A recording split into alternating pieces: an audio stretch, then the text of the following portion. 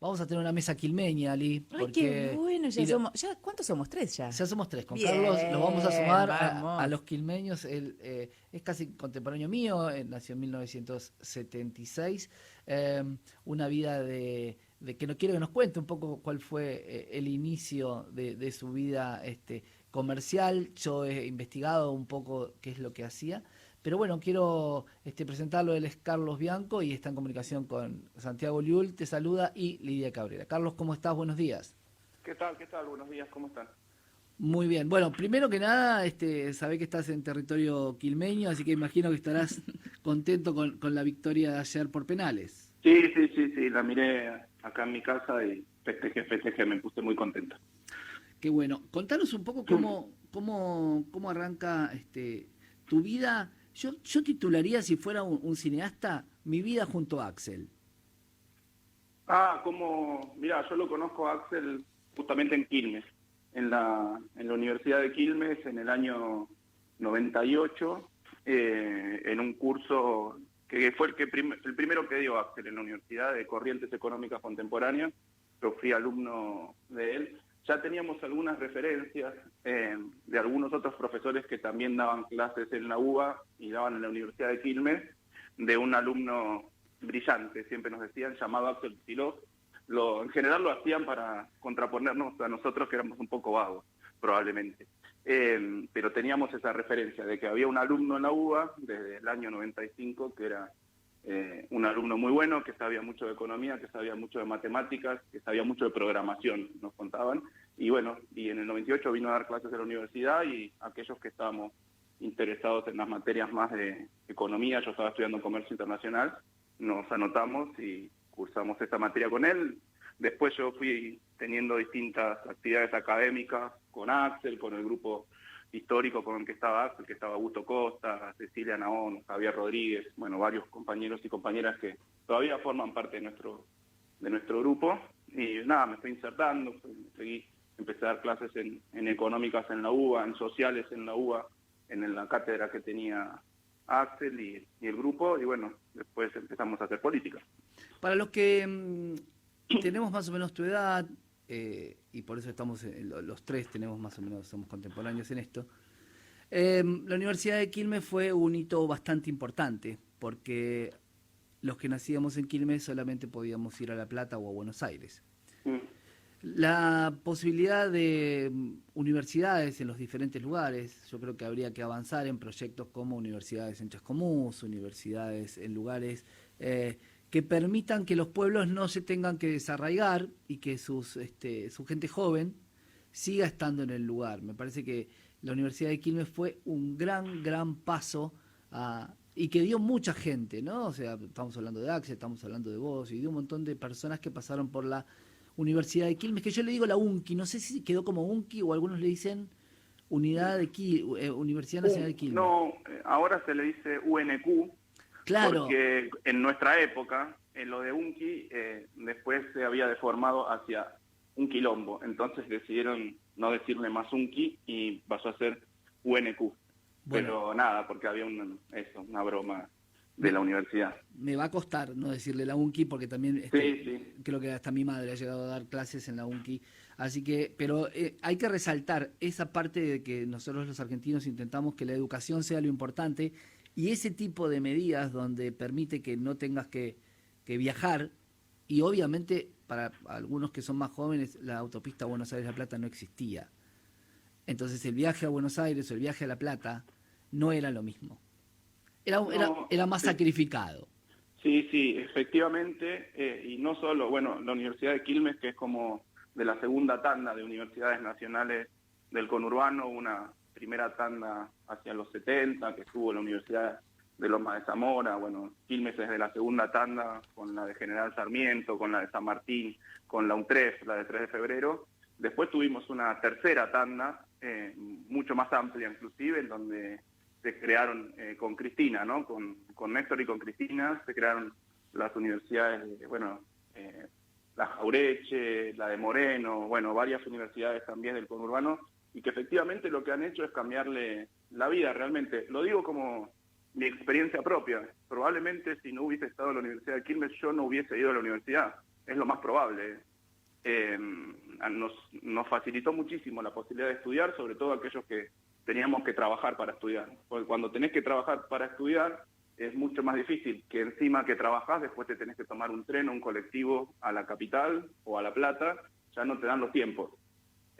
Entonces, yo también lamento mucho que haya habido una gobernadora en la provincia de Buenos Aires que lo mostraba como un dato negativo, que hayan muchas universidades en el conurbano.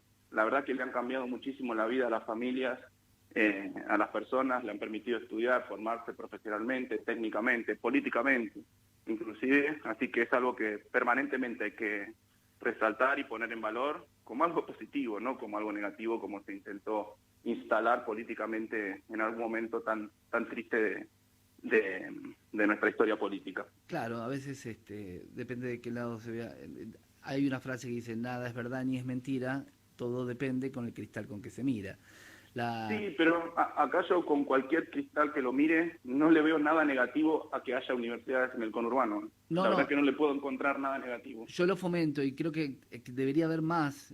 Por ejemplo, Chascomús es un punto medio que no tiene universidades y que podría llegar a tener, aunque sea universidades privadas, pero por lo menos que le permitan que con lo que ahorran en el pasaje por lo menos puedan pagar la universidad los que quieran ir a las universidades. Chascomús, como cualquier otra de las localidades de la provincia, que ustedes recorrieron y fueron tachando en verde, ¿correcto? Hay muchos distritos, o sea, en el interior de la provincia de Buenos Aires, las ciudades grandes del interior, todas tienen universidades, y las ciudades más chicas, más medianas, lo que sí tienen son centros universitarios en donde firman convenios con las otras universidades nacionales o universidades que están establecidas en el conurbano y se dictan las carreras, o por lo menos parte de las carreras, en esas localidades. La verdad que inclusive los intendentes del interior son muy activos en ese sentido, nosotros lo estamos fomentando, lo estamos apoyando,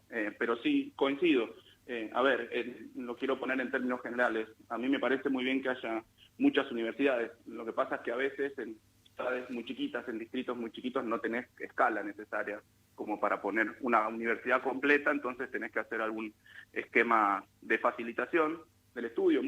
Lo que hacen muchos intendentes, también muchos municipios, es tener casas para estudiantes en La Plata o en algunos otros lugares, o les pagan los pasajes. O sea, hay varias herramientas que tratan de facilitar los estudios a los chicos y chicas de cada distrito, de toda la provincia de Buenos Aires, pero coincido en que todo el tiempo tenemos que estar profundizando esta política. Es una política pública, es una política de Estado para la provincia de Buenos Aires, en la que además estamos trabajando.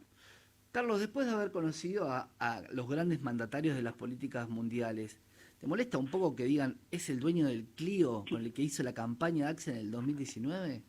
No me molesta. ¿O es tu perfil que no querés o no se ha dado a conocer todo lo que realmente vos hiciste y a quién acompañaste en toda tu gestión política?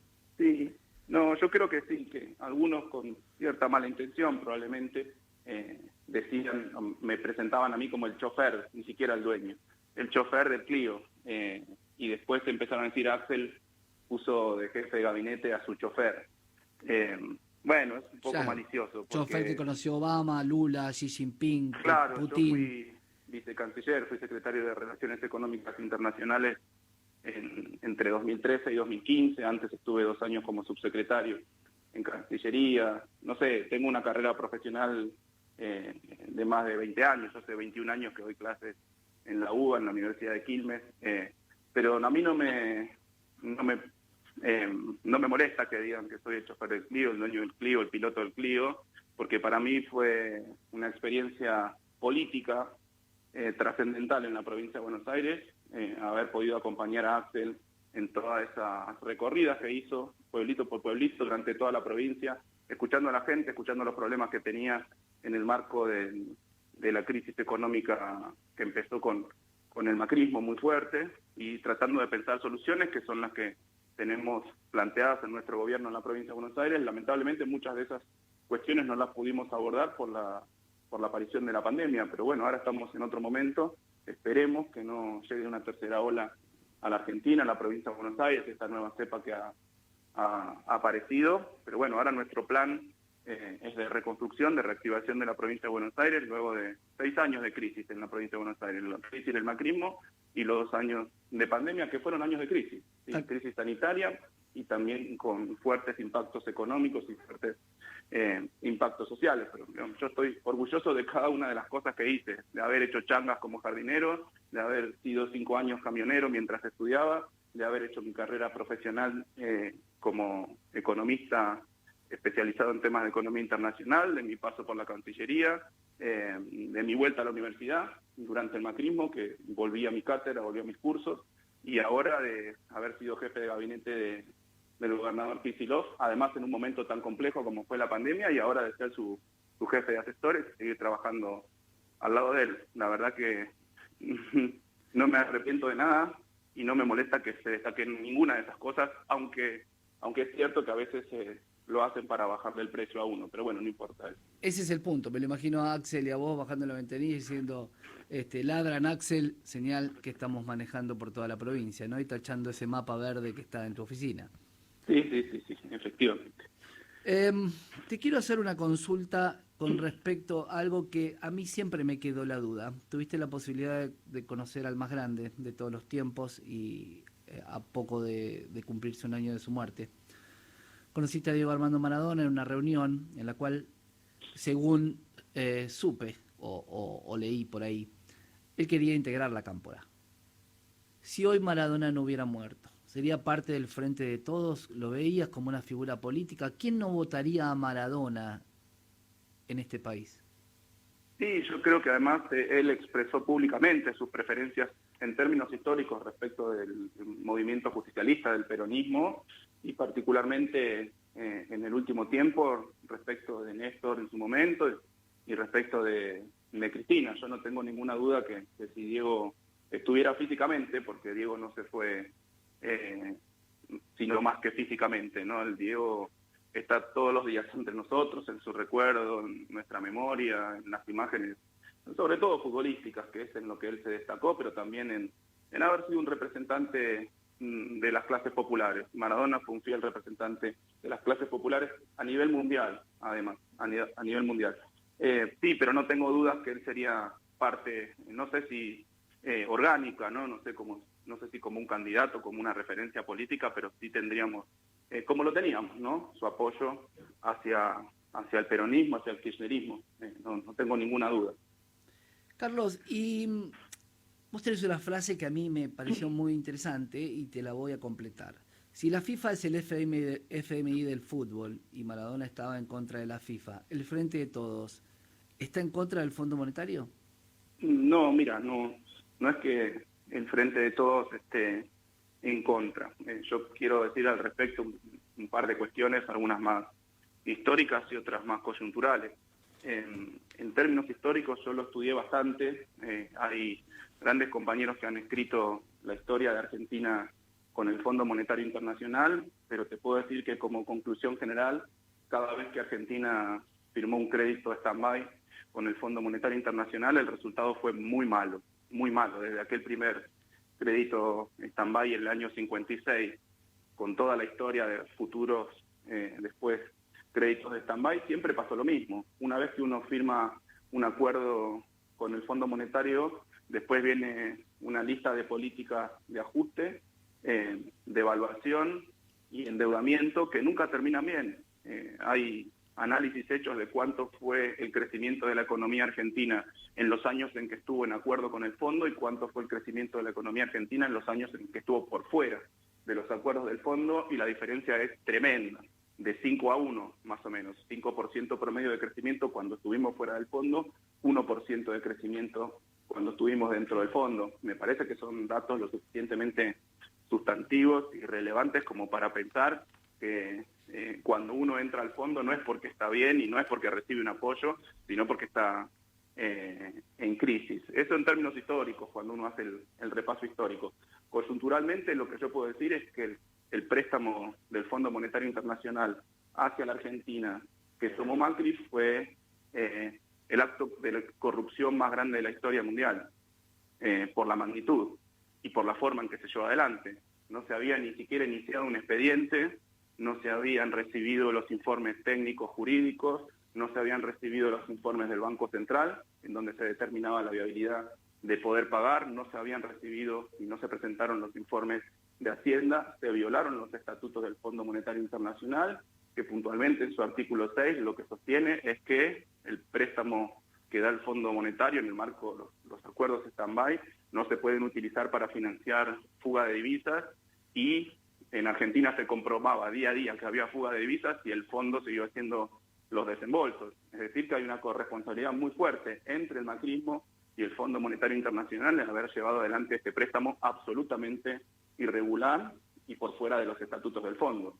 La posición que tuvo este gobierno, que tuvo nuestra fuerza política, es que si fue un acuerdo que se hizo en un marco por afuera de los estatutos, ahora no nos pueden tirar los estatutos por la cabeza para que hagamos el repago. Me parece que eso merece una discusión un poco más profunda y otro marco que no son los estatutos del fondo, porque no fue un crédito regular del fondo. Bueno, en eso está negociando nuestro gobierno nacional. Ayer fue además muy clara la carta de nuestra vicepresidenta, en que además la oposición se tiene que hacer cargo, porque ahora no opinan sobre un crédito que tomaron ellos de modo absolutamente irregular. Me parece un poco hasta cínico por parte de la oposición habernos endeudado en 45.000 millones de dólares y ahora no expresarse, sino pedir que se exprese la vicepresidenta como si eso fuera el determinante de que se avanza o no con un futuro acuerdo de repago en las condiciones que requiera la capacidad de repago de nuestro país. Me parece hasta cínico por parte de la oposición. Siendo la carta de Cristina, y era el tema que quería tocar con vos, y sabiendo que muchos de los informes comerciales los hacías vos, y cuando ella era presidenta te corregía hasta las comas o te planteaba, bueno, ¿qué es lo que quisiste poner acá? ¿Interpretás esta carta como un apoyo a Alberto en cuanto a la decisión a tomar y reveamos qué es lo que va a hacer Argentina y cuál es el costo que tiene que asumir por este endeudamiento fuera de todo límite? Sí, yo creo que fue claramente eso, digamos, una carta de apoyo en que la negociación tiene que avanzar, pero en un sentido en que se pueda hacer efectivamente el pago en las condiciones en que el pueblo trabajador de la Argentina no tenga que seguir sufriendo por este crédito que se tomó tan irregularmente, y sobre todo convocando a la oposición a que venga a debatir esta cuestión. Porque como ya lo dijo el presidente, se va a hacer una propuesta al Congreso en donde hay que debatir eso. Así que la oposición no puede mirar esto de costado, porque es la responsable del macrismo, es el responsable de haber tomado este crédito tan irregular y por fuera de toda la norma del Fondo Monetario Internacional, y como siempre sucedió en la historia, fue el peronismo el que vino a pagar las deudas contraídas por la derecha, por los movimientos, por los partidos más derechas. Sucedió con Perón, sucedió con Néstor y Cristina, y ahora sucederá con Alberto y con Cristina, que nos vamos a tener que hacer nuevamente cargo de las deudas que contrajeron otros gobiernos. Así que, bueno, lo dice la historia, lo marca el presente. Carlos, buen día. Quería hacerte una consulta. Axel Kicillof anunció este miércoles un programa de desendeudamiento para las mujeres bonaerenses que estará destinada a jefas de hogar que reciben la asignación universal por hijo o la asignación por embarazo. ¿Nos podrías contar un poquito de qué se trata esto? Sí, la verdad que es un programa muy interesante que se trabajó desde nuestro Ministerio de Mujeres, también en conjunto con las áreas económicas del gobierno de la provincia de Buenos Aires, que tiene justamente un objetivo fundamental, que es que aquellas mujeres en situación vulnerable y que por distintas razones, entre otras por cuestiones de violencia de género, etcétera, han tenido que endeudarse para poder parar la olla, para poder sostenerse familiarmente, tengan ciertas facilidades para poder justamente regularizar su situación y dejar de ser nuevamente víctimas, porque probablemente esas mujeres fueron primero víctimas de situaciones de violencia de género y ahora nuevamente revictimizadas por la situación económica que les generó eso. Así que es un programa que tiene como objetivo práctico, objetivo político, eso, que es ayudar a aquellas víctimas de acciones de violencia de género que andan además con problemas económicos, con un endeudamiento muy fuerte necesario para poder sostenerse fundamentalmente en ese momento tan difícil a su familia. Bien. Carlos, el embajador de Alemania lo cuestionó a Axel y a Pablo López por una visita que había hecho a La Plata, supuestamente, pero en realidad las dos visitas eran a algo que vos conocés mucho, que es la cervecería y maltería Quilmes, y algo que yo conozco mucho, que es mi ex colegio, el colegio alemán de Quilmes, el Holmberg. Pero por supuesto que dentro de la jurisdicción estaba Mayra Mendoza. ¿Qué hay de eso? ¿Es una manera de intentar ensuciar la figura de Axel? ¿Es un dirigente que tiene Twitter y simplemente comenta cosas que no debería? ¿Cómo fue? ¿Qué pasó con el embajador alemán? Mira, yo todavía no termino de entenderlo. Te lo digo por mi experiencia de 4 años en la Cancillería. Nunca vi algo igual, porque si alguien se siente ofendido, destratado por alguna razón, las formas diplomáticas de hacerlo no es a través de un tuit exponiendo a las autoridades del país en donde uno está ejerciendo como embajador o su carrera diplomática. Realmente, yo nunca lo vi en mi vida. Yo hablé con el consejero político de la embajada alemana el día jueves, creo, para pedirle explicaciones, que nos diga qué era lo que les había molestado o cuál era la situación particular. En primer punto, lo que quiero decir es que nunca se le confirmó una reunión con el gobernador, o sea que difícilmente alguien puede ofenderse porque el gobernador faltó a una reunión a la que nunca dijo que iba a ir. Sí es cierto que la embajada de Alemania, por los canales formales, le pidió una reunión al gobernador por primera vez el día 3 de noviembre, obviamente en el marco de la campaña política. Se le contestó que se iba a agendar justamente cuando la agenda del gobernador lo permitiera.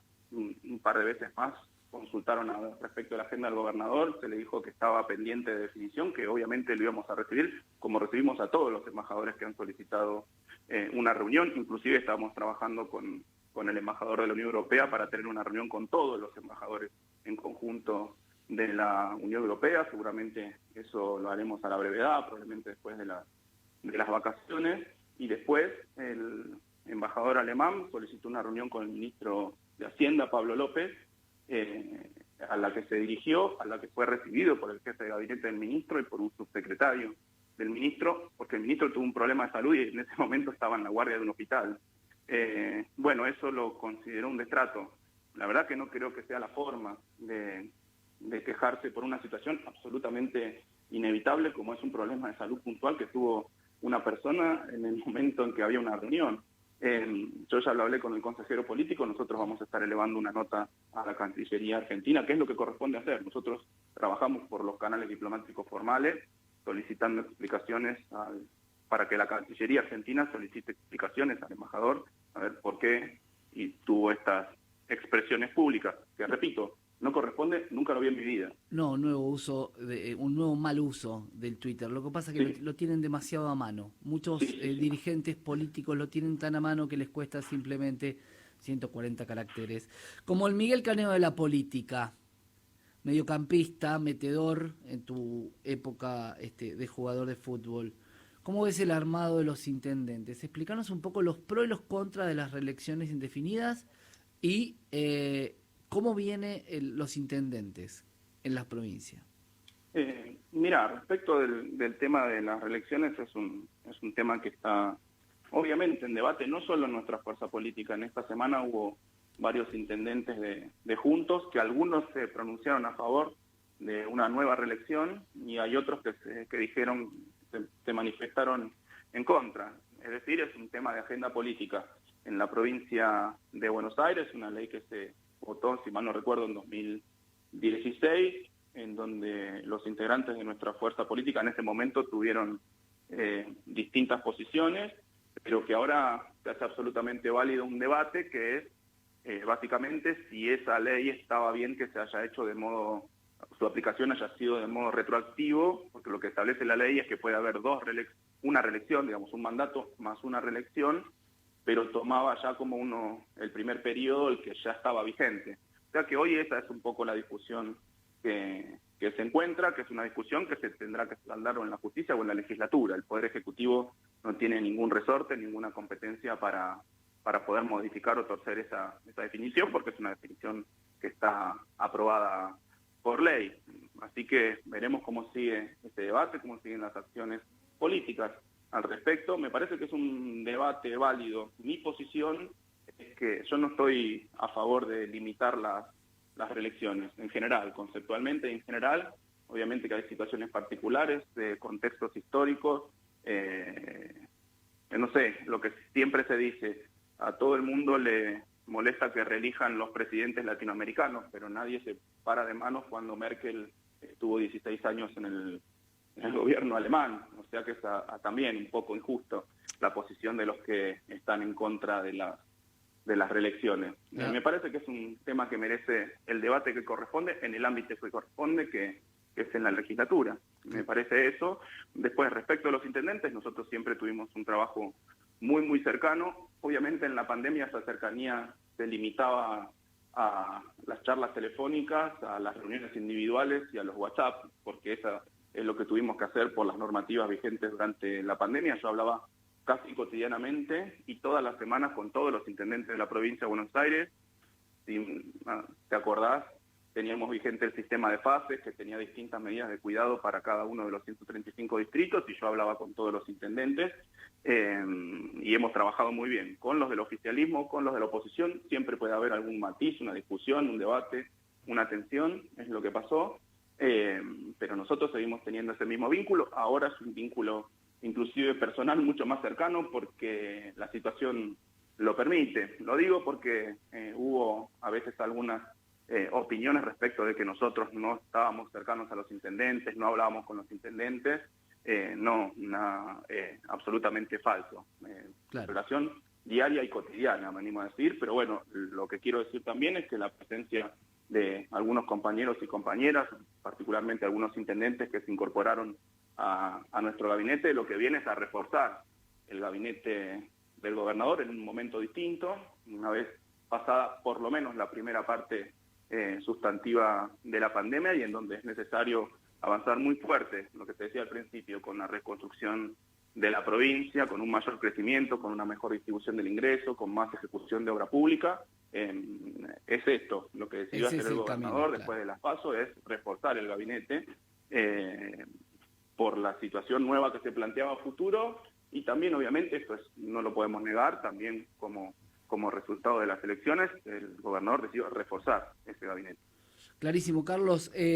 A la luz de los hechos de la segunda parte de las elecciones, queda manifiesto el trabajo que están haciendo en la provincia.